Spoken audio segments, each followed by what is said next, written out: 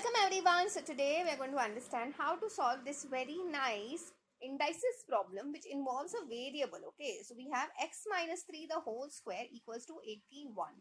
Now whenever you have a sum like this, please understand if there is a variable involved, okay, and it is equal to some number. Okay, so we have a square equals to 81. Then if we want to take square value of a, we want to find the value of a, you need to take square roots on both sides, correct? When I can do that can only happen with a plus minus situation ahead. So that gets you the value of a as what? Plus minus 9. Now why is it like that? See, understand, normally root of a positive value should have given you a positive value, but here unfortunately you have a variable involved. Whenever you have a variable involved, okay, so in that case, whenever you want to find the value of a plus minus thing will happen ahead. Why like that? Because the nature of the variable is such that it keeps changing its value. Okay, so now what you have over here is x minus 3 is either equal to plus 9, or I can say x minus 3 equals to minus 9. Now in order to find the value of x, you add 3 on both sides of the equal to. So what you get over here is x equals to 9 plus 3, that is 12. And here we get x equals to minus 9 plus 3. So whenever there is a minus plus situation, operation to be done is just subtraction. And the sign carried for the final answer will be the sign of the greater number. So where we'll have minus 6. Now let's put it back in the question.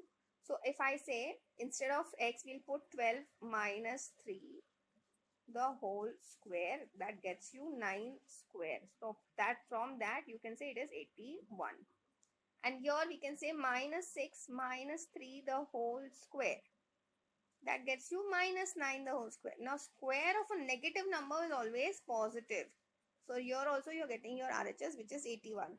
So we can say value of x equals to 12 or x equals to minus 6 is absolutely correct. But now, see, there are a lot of people who think that this something, lot of people expanded this and did it.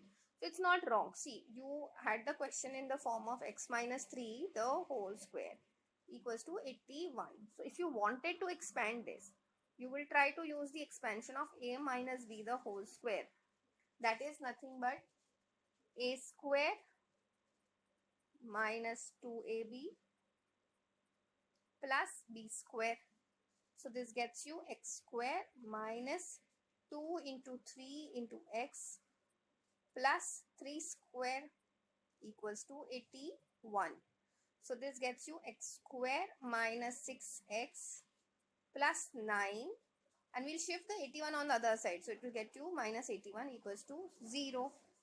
So this gets you x square minus 6x minus 72 equals to 0. And now this has become a quadratic equation formula.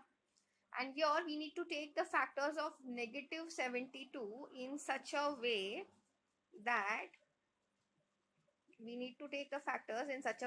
whose sum or difference is getting you the answer as minus 6. So we can do minus 12 plus 6.